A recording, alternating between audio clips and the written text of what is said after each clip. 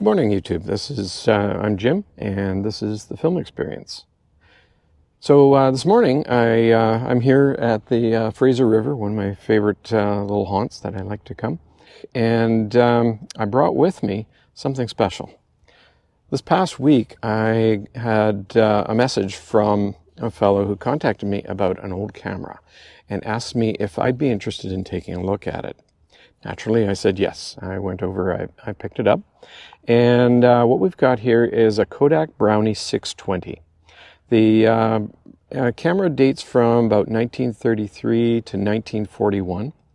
It shoots 620 film, hence the name, the 620, and that film gives 8 exposures, 6:9 format. Now the camera is kind of unique. Unlike the typical Brownie of the day that was literally point and shoot, this one gave you a couple of controls. There's a switch on the front that allows you to move in and out a lens. This gives a close focus capability. So you could focus from 5 feet to 10 feet, or you could alternatively focus from 10 feet to infinity. It also gives you the ability to select different apertures. You could shoot at f11 or at f16. So cool camera from that perspective, but a lot of these were made and you'll see them all over the place. They're very common. What isn't so common is back here. In this window, I'm not sure how well you can see it here. I'll show you a closer view right here. So this camera actually has film in it. And that's what we're going to take a look at today. We're going to go back to the darkroom. We're going to take the film out. The film counter currently shows 7 exposures. So we're going to take it back to the darkroom. We're going to take the film out and hopefully process it. And potentially this camera could contain pictures predating World War II. We won't know until we get back to the darkroom and see what's inside. So let's hop back on the bike and head back to the darkroom. So here we are in the darkroom. Let's take a look at what we've got in this camera for film. Now, these cameras can be a little bit complicated to open if you've never opened one, which actually serves to our advantage.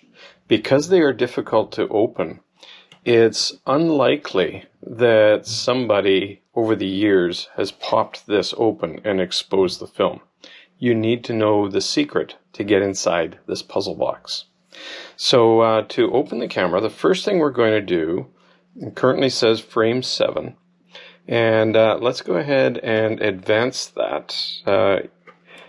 I'm just going to advance the film all the way. Okay, so let's advance this film so it's completely on the take-up spool. And it's disappeared from the window. Let's give it a couple of turns just to make sure it's all the way on that take-up spool. Okay, good. So now the next part I would like to do in more subdued light. Doesn't necessarily have to be dark, but I'm going to take a chance, because if I darken it, you're not going to see what's happening. So let's go ahead and open it. And now the first part we're going to do is this film advance. Is we're going to pull that up, extend that out from the body. Then on the top we've got these studs that hold the top strap in place. We're going to take that very first stud closest to the front of the camera, and we're going to pull that up, and we're going to hold that up while simultaneously grabbing the front of the camera and just rocking it back and forth until it pulls out clear from the body. And there is our film. Okay, so we'll go ahead and remove that. And I'm going to seal that with a piece of tape, just for the time being until we get to the point where we're going to process it. Okay, so looking at the film, I can see, oh, look at this, interesting. So this is kodacolor-x film and process C22. And that brings up some issues for us. For starters, we can tell that the film is nowhere near as old as the camera. So this isn't 1933 film. This is more like 1950s, 1960s. And so let's talk a little bit about Kodacolor-x negative film and its process C22, which no longer exists. So how are we going to process that? Let's discuss that. So let's chat about the film. It's Kodacolor-x, which was in production 1963 to 74, and the camera itself was in production 1933 to 1941.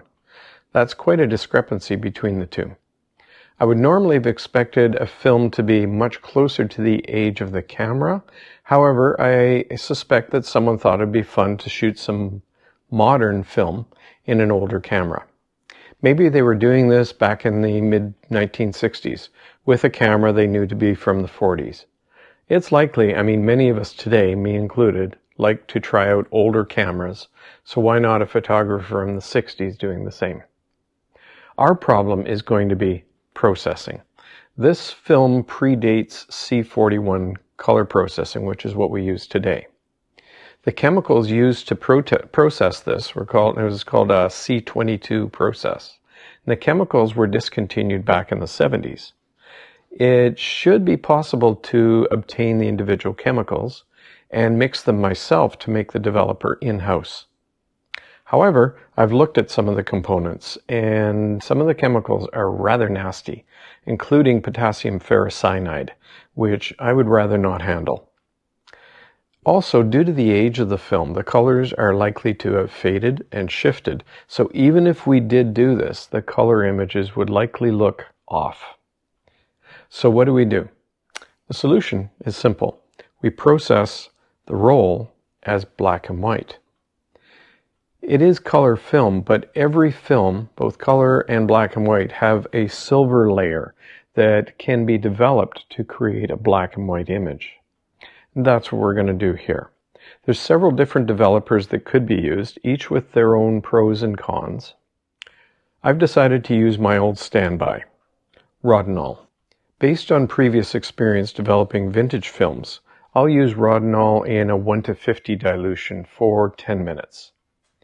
I considered stand developing, but it's given me mixed results in this situation. Conventional developing will tend to be slightly more grainy, but it will also produce a more contrasty image, and on film that's likely to be degraded and faint, contrast is our friend.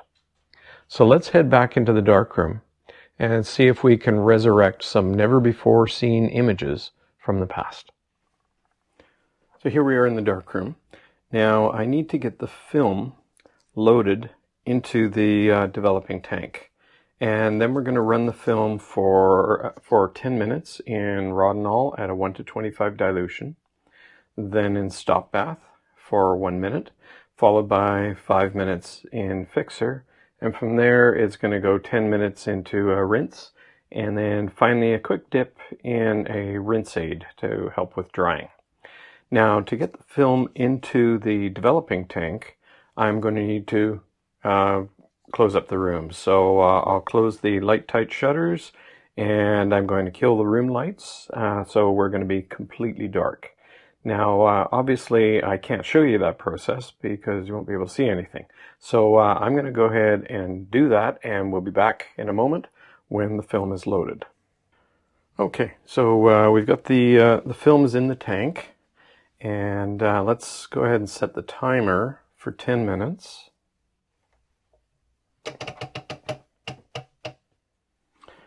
And we'll start off by pouring in the developer. That's 5 minutes is up, so let's pour off the fixer.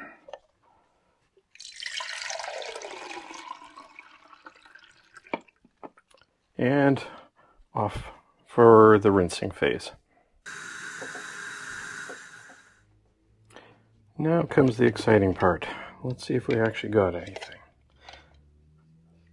Okay, so pulling the negatives out, and I see, looks like we do have some images. It's looking pretty dark, but it's going to be hard to tell while the film is wet. So I'm going to get this hung to dry, and then we'll be right back and have a look at them. I've now digitized the negatives and imported them into the computer so we can take a look. Now, you may look at some of these photos and think they're not very sharp and they might look a little rough. But remember, this film's been sitting inside a 90-year-old camera for the last 60 plus years. In addition to that, the little Kodak Brownie was a very simple camera in its day. It had very crude optics by today's standards, but back at the time, these were some of the very first cameras designed for non-photographers. The Kodak Brownie literally made picture taking available to the general public. So let's see what this one took. So this was the last frame on the camera, frame 6. Two young boys in a snowy field. Looks like they're on a farm. I believe these photos were taken in the US, and you'll see why in a moment. And keep in mind, these were likely pictures that were taken in the 1950s, 1960s. This photo, as I said, was the very last one on the camera. And so just behind the front face of the camera. And as a result of being exposed to temperature changes and also radiation penetrating the body of the camera, we see degradation on the film. And that will become less and less over time as we go through the frames. Frame 5, same two boys building a snowman. And again, we see that degradation on the film.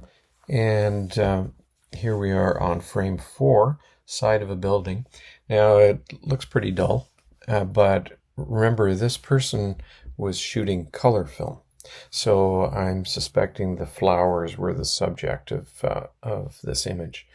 We've developed this color film as black and white, so it doesn't have the same effect. And frame 3, we've got an older gentleman standing in a tree, and it's kind of humbling when you think about it that this photo of this gentleman, he passed away probably long before you who are watching this video were even born. So these are literally snapshots from the past. And this lady standing in the same tree, I'm guessing she might be the wife of the gentleman in the previous shot. And frame 1 looks like it was taken in Yellowstone National Park, which is what leads me to suspect that the rest of the photos might have been shot in the US. And notice how little degradation there is on this image. And that's because it was buried deep into the take-up spool. And it just, I find it absolutely mind-boggling how well film retains images even 60 plus years later. We can still recover those images. And it's one of the reasons I implore people, don't throw away old rolls of film. They can usually be recovered. So that is our roll, and I'm fairly pleased with the results we've got. Well, we got some images. They weren't from the 1930s like I hoped, but it was fun nonetheless. I love recovering lost film and recovering images from the past. I mean, if you think about it, those young boys in these pictures, they are probably in their 80s or 90s now, if they're still around. It's so cool to recover these little bits of history. Now I'm going to go through the process of starting to see if we can actually get these pictures back to the family where they belong. If you found this interesting, check the link here, and you'll see a video where we recovered a film from an antique store, and it turned out the film was from the 1920s. Not only were we able to recover the images, but we were able, with the help of over 100 newspapers internationally and TV coverage, national TV coverage, we were able to trace the photos back to the granddaughter of the little baby seen in several of the photos. And it was a very cool experience, so check that out. I'm glad you took the time to join me on this little adventure today. And if you want to see more, please make sure to like and subscribe, and we'll see you soon.